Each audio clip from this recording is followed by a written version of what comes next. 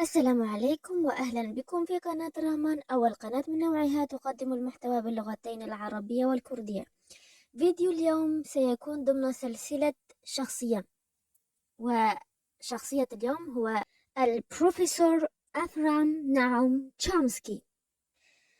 إذا من هو هذا البروفيسور الذي سوف نتحدث عنه اليوم؟ هو مفكر وفيلسوف وكاتب وسياسي وعالم نفس ومؤلف وأستاذ لسانيات أمريكي. ولد في مدينة فيلادلفيا في ولاية بنسلفانيا عام 1928. هو عالم موسوعي ومن أبرز المثقفين حول العالم. عندما نقول عن شخص أنه موسوعي يعني أنه كما يقول المثل مثل الزبدية الصيني، من أين ما رنيت برن، أي أنه يمكنك أن تتحدث معه عن أي شيء. ألف أكثر من 100 كتاب، هذا غير المقالات والأبحاث. من بعض كتبه سأذكر لكم بعض أسماء كتبه: سلطة أمريكا والبيروقراطيين الجدد، الدولة المارقة، ماذا يريد العم سام، أشياء لن تسمع بها أبدا، آفاق جديدة في دراسة العقل واللغة أو اللغة والعقل. وعندما نتحدث أنه دكتور في اللسانيات، هنا هؤلاء الأشخاص الذين يدرسون اللسانيات وأصل اللغات يمكنهم معرفة طريقة تفكير الشعوب والطريقة التي سوف يتبعونها في تحديد مصائرهم، وذلك كل هذا عن طريق لغتهم التي يتحدثون بها، عن طريق أمثالهم وما ينتشر على ألسنة الناس وأفراد الشعب الواحد الذين يتحدثون نفس اللغة. وهذا الأمر مهم وخطير في نفس الوقت، فقد تظل شعوب معينة تحت الاستبداد لسنوات لقرون وهم لا يعلمون أن طريقة تفكيرهم هي التي تقودهم إلى هذا المصير دائما، مثل الشعب الكردي الذي أصبح الناس أفراد هذا الشعب كل ما يفعلونه هو الشعور بالمظلومية والقول بأنهم مظلومون دون فعل أي شيء لتغيير واقعهم ليكون أفضل من الماضي ومن واقع أجدادهم الذي عاشوا تحت الظلم والقهر والاضطهاد. وإذا تحدثنا عن التاريخ الكردي فلن ننتهي حتى الغد والمظالم التي تعرض لها. فلنعود إلى موضوعنا الرئيسي، وهذا البروفيسور الذي يستحق كل احترام.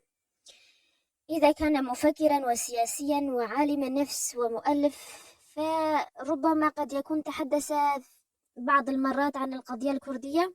ماذا قال؟ أجل، تحدث وجلب على نفسه غضب الدولة التركية أيضا.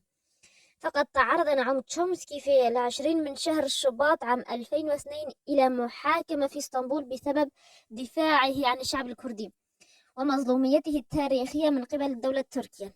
أجل يا سادة، وليس هو فقط بل حتى ناشر كتابه، وهو ناشر تركي اسمه فتح تاس، هو أيضا تمت محاكمته من قبل الدولة على نشر كتاب تشومسكي الذي يحمل عنوان سياسة التدخل الأمريكي، حيث وضع في هذا الكتاب فصل خاص عن القضية الكردية وما يحدث للأكراد في تركيا ودور أمريكا في اضطهاد الكرد وتقديمها سلاح لتركيا، وهذا السلاح يتم استخدامه في قمع الشعب الكردي، مع أنه أمريكي ولكنه ينتقد السياسة الأمريكية بشكل صريح ولاذع في كتبه.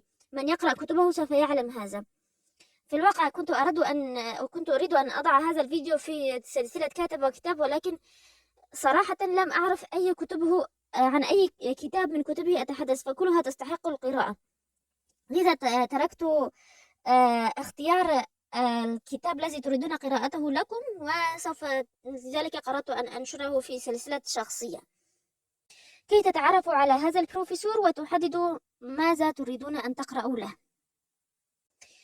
يعمل البروفيسور تشومسكي أستاذا فخريا في قسم اللسانيات والفلسفة في معهد ماساتشوستس للتكنولوجيا، وقد تم الاستشهاد بأقواله وكتبه كمرجع أكثر من أي عالم آخر بين الفترة الممتدة من عام 1980 إلى العام 1982. كما صنف في المرتبة الثامنة لأكثر المراجع استشهادا على الإطلاق، أي أن كتبه تعتبر مراجع لأشخاص آخرين يكتبون في مختلف المجالات. أريد أن أنوه إلى شيء ما، وهو أنكم لا تكتفوا بما تسمعونه أو تحصلون عليه من معلومات من فيديوهاتي، بس ابحثوا عن المعلومة بأنفسكم، ولا تكتفوا بمصدر واحد، بل اقرأوا وابحثوا في عدة مواقع حتى تصلوا إلى المعلومة الحقيقية. فبعض قد تسمع معلومة في موقع ثم تسمع معلومة مغالطة في موقع آخر. ما يتفق عليه عدة مواقع معتبرة أعتبره هو الحقيقة، أو هو أقصى ما يمكن أن تصل إليه من الحقيقة. سأضع جميع الروابط المهمة في صندوق الوصف وفي أول تعليق، وإذا كان لديكم أي أسئلة أو استفسارات يمكنكم تركها هنا أو في الانستغرام. وإلى أن ألقاكم في فيديو آخر، لا تنسوا أبدا ابغوا الخير للغير، لأن ما يصيبهم من خير لا ينقص من رزقكم شيئا. والسلام.